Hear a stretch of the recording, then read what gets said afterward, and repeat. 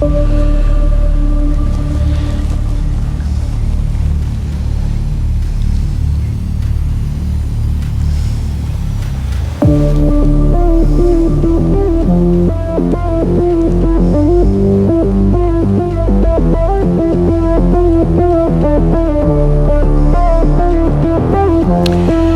back, and thanks for following along. Now, I've got these keys back from the locksmith.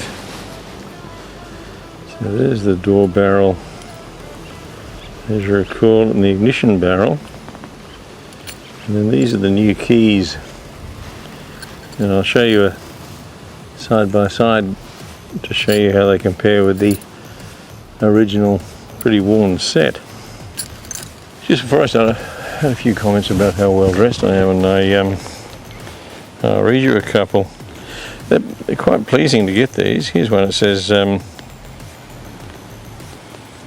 do you manage to look so graceless? That's thoughtful, isn't it? And another that says, I've never seen anything quite like that before in my life. So look, I appreciate that people do take the time to comment, and you know, I go to a fair amount of trouble. You know, I've got these pants from, you know, Big W, so you know, no expense spared.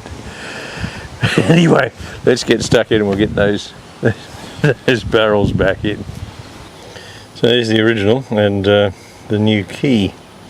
It's quite a bit more beef to it, and I'll show you what I mean about fit. This is the original, and it's a pretty tight fit. That won't easily go in there, as you can see, and you know, part of that is it's bent. Whereas the new key goes in. Whereas the new key goes in. Whereas the new key goes straight in. Whereas the new key goes straight in.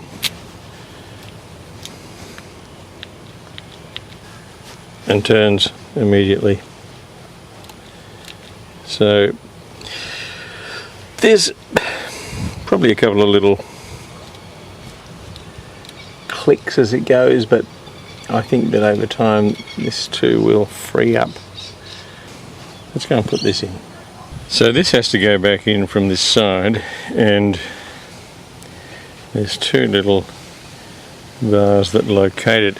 And remember when we looked at it that clip was on this side of the door.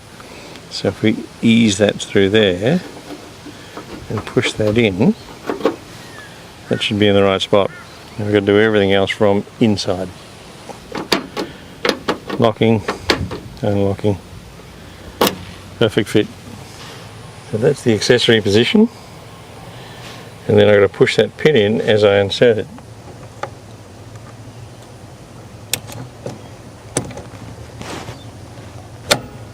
Perfect.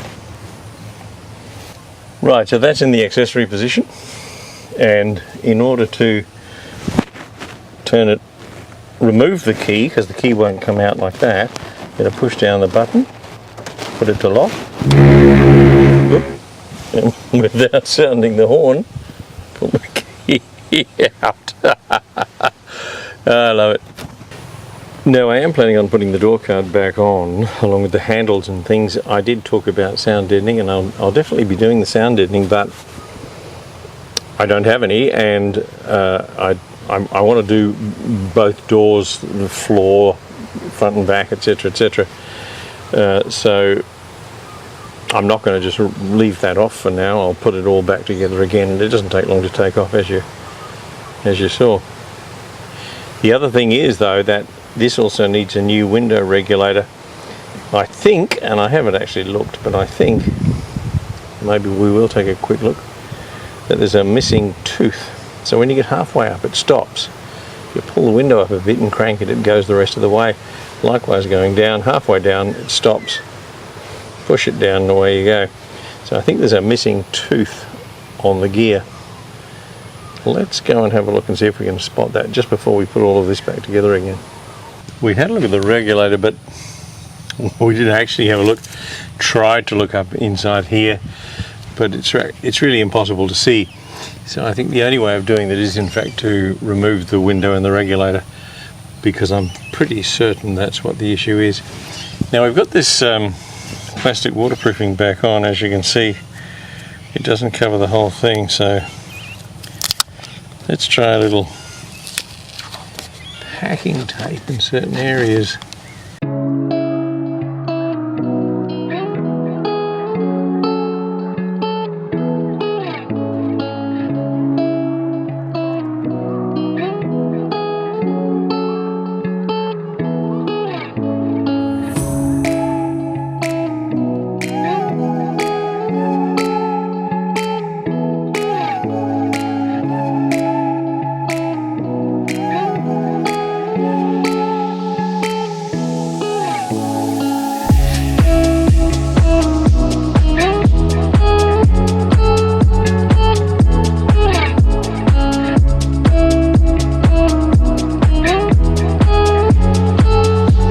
So as you recall, this was fitted by clipping that around that pin. So this goes in here.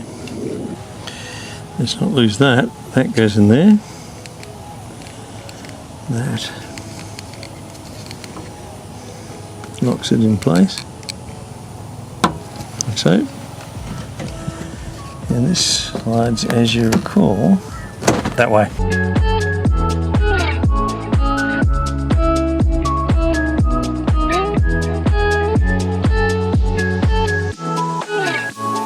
So let's check that everything works. Door shuts. Door opens from the inside. Door opens from the outside. Key locks. Let's finish putting it together.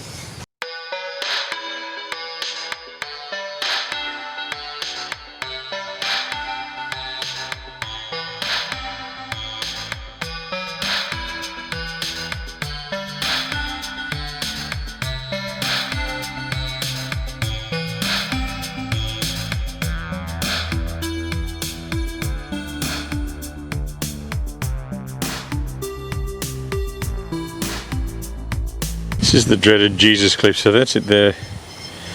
You can see that.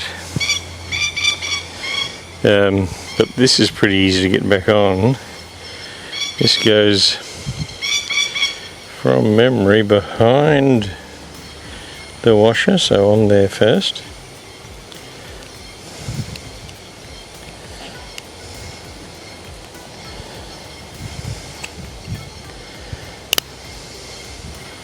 So it's in place on the handle. You put the washer on, you put it where you want it to be. So when that's up, I tend to have it up here so it's out of the way of your knee. Push it in, bonk, and she's locked on. All works.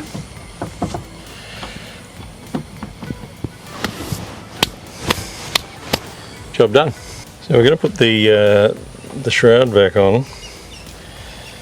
Two halves. This is the top, which is the trickiest to get on.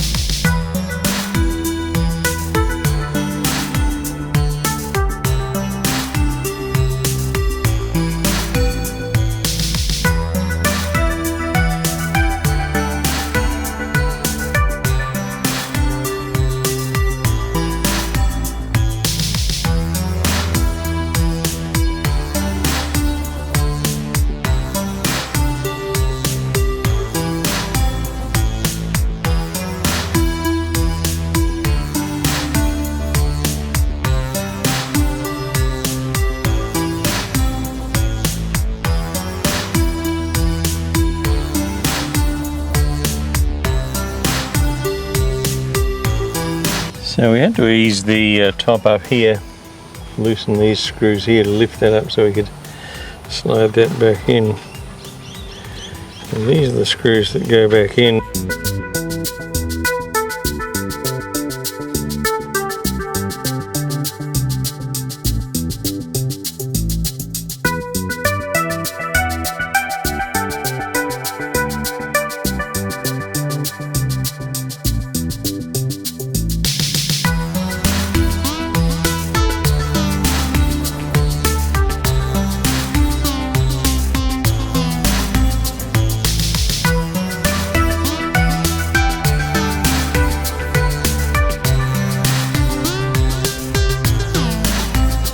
That's the cowling back in.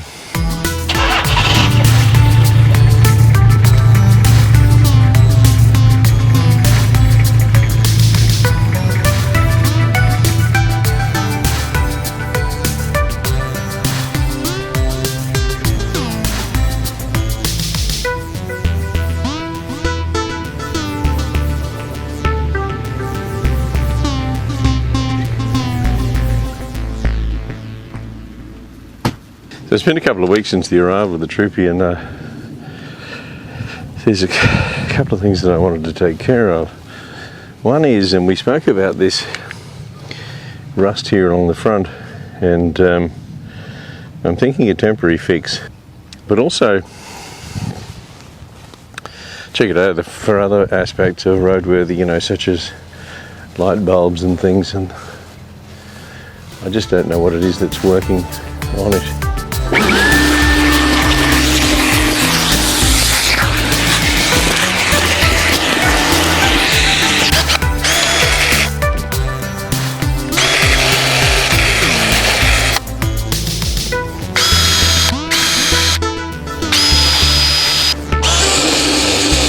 Rust converter is the one we're using is this super cheap job here.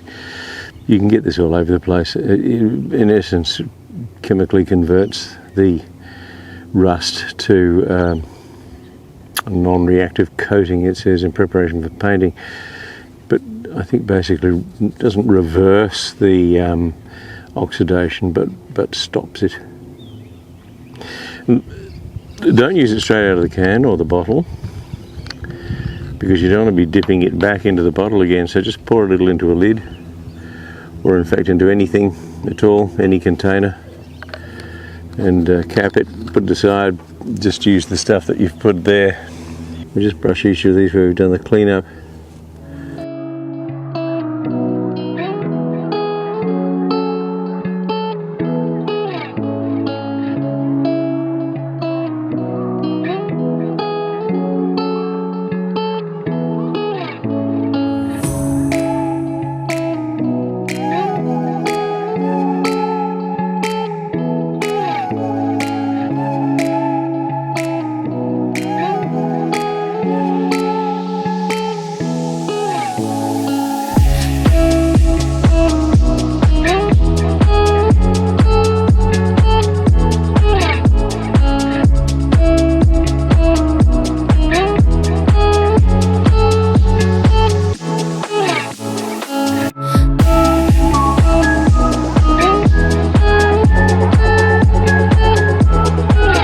It's important that you don't dump this back into the bottle. Whatever you've got, just discard it. Well, it's the first fine day we've had in a few days, and the other day you'll recall that we were working on that rust underneath the windscreen as a temporary fix. And I don't know about you, but you know that Bondo fill stuff?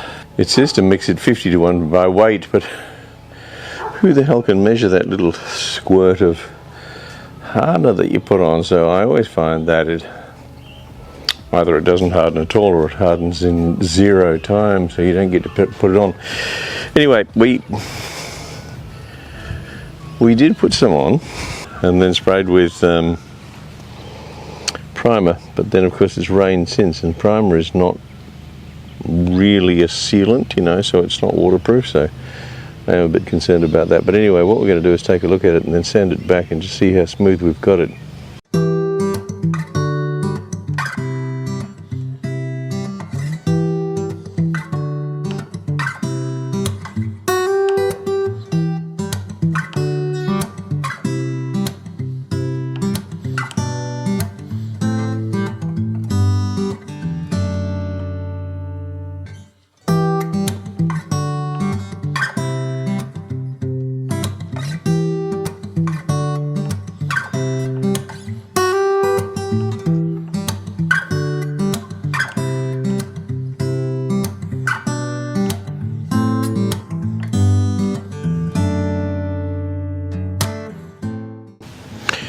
let me show you something.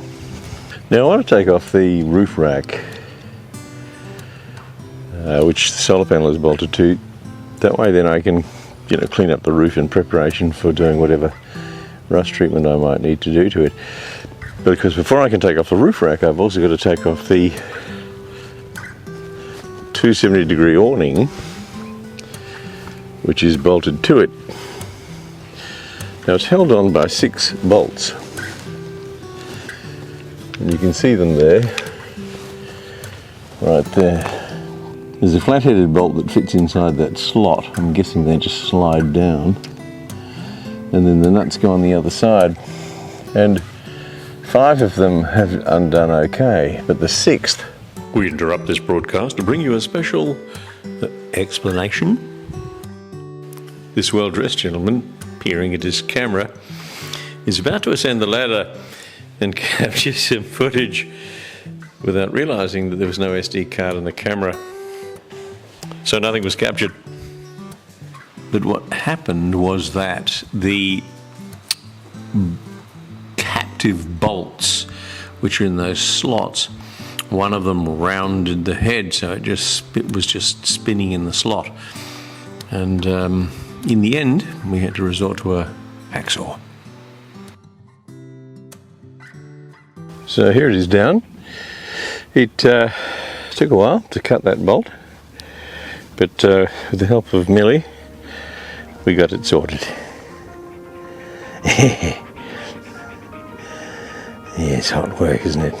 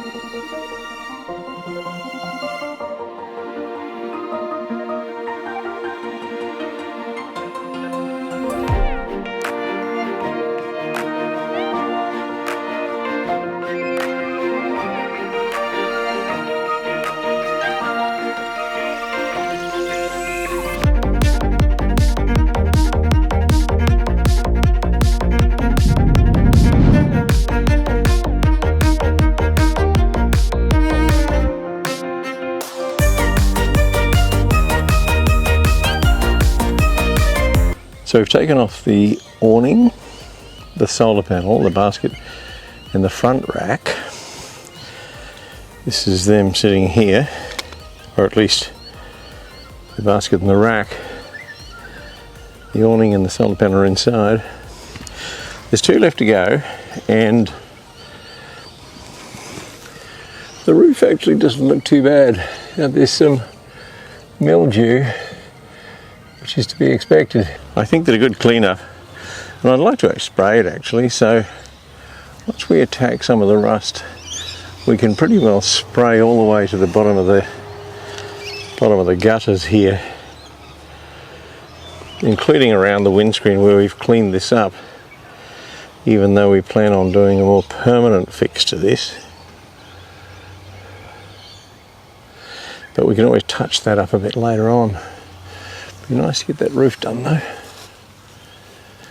Yeah, anyway, it's near 5 and gets dark early now, so time to go and have a cuppa with my mate.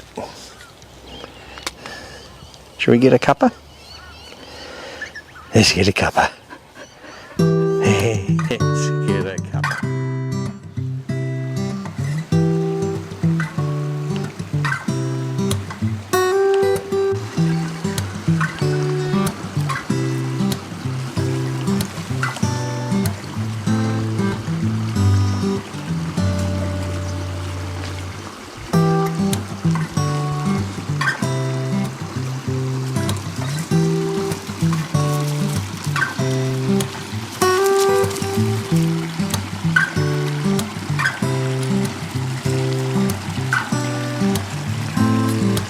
Well, it's the next day and pretty late in the day. We had a few things that we needed to do earlier.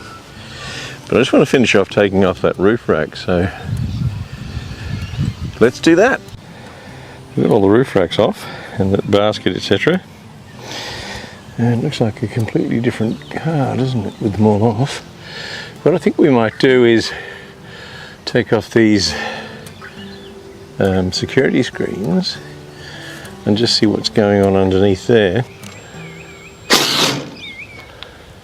Neil Young had a song called Rust Never Sleeps, and if you have a look at this, you'll see what happens when you ignore rust. Now that's pretty serious.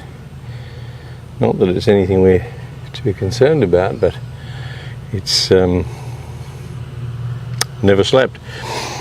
Anyway, look, with the screens off, the spare wheel carrier off, there's that other one, and the roof rack off, you can see it's not really all that bad. So a good wash, and we can reassess the damage. That's it for now. Let's call it au revoir, and I'm going to give this a bit of a wash, and we'll have a look at it next time we meet. Thanks for watching.